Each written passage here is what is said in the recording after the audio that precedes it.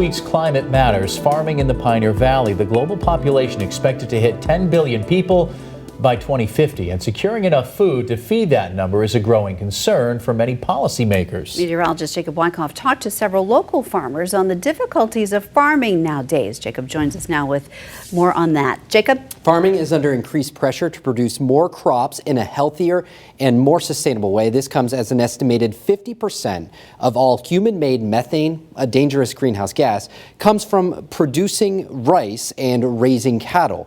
So what is the state of our local farms and how are they dealing with the changing climate? Farming isn't just a way of life for Harrison Bardwell. You can say it's in his DNA. Bardwell is a 9th-generation farmer here in Hatfield. His land has been in the family since 1685. Being here for so many years, or having a heritage of so many years going back, kind of feels like we're connected with the soil and with the earth here. The Connecticut River Valley has some of the best soil in the entire world. Still, farming is not easy, and the changing climate makes it even more difficult in recent years. Heavy winds and flooding is just constant now. It's not, I don't remember the last time we got a nice steady rain for a whole day. The Intergovernmental Panel on Climate Change, or the IPCC, recently reported with the increase of greenhouse gases, there's a high correlation between human-induced climate change and heavy precipitation or flooding events. That means for every 1 degree Fahrenheit in temperature rise, the air can hold 4% more water vapor. It's something that isn't lost on Bardwell. Sometimes Mother Nature wins. Agriculture is an important part of our economy here in Massachusetts, and I'm a big believer that we ought to support our local farms.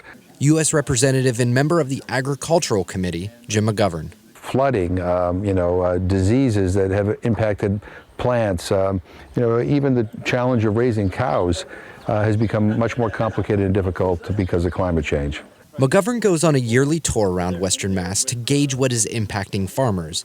Lately, there has only been one thing on their minds: the changing climate. The scientists have told us, in the most clear way possible, that climate change is real and that we need to do something about it. We have one planet. Let's be good stewards of our environment. Western Mass News caught up with Matt Mahar, the co-owner of Poplar Hill Farm in West Whately, during a recent visit with McGovern.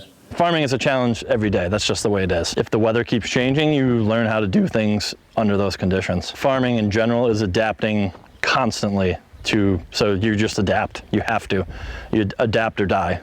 Who knows what the next 20, 30 years is going to bring us? Who knows what man's going to develop between now and then to help us with climate change?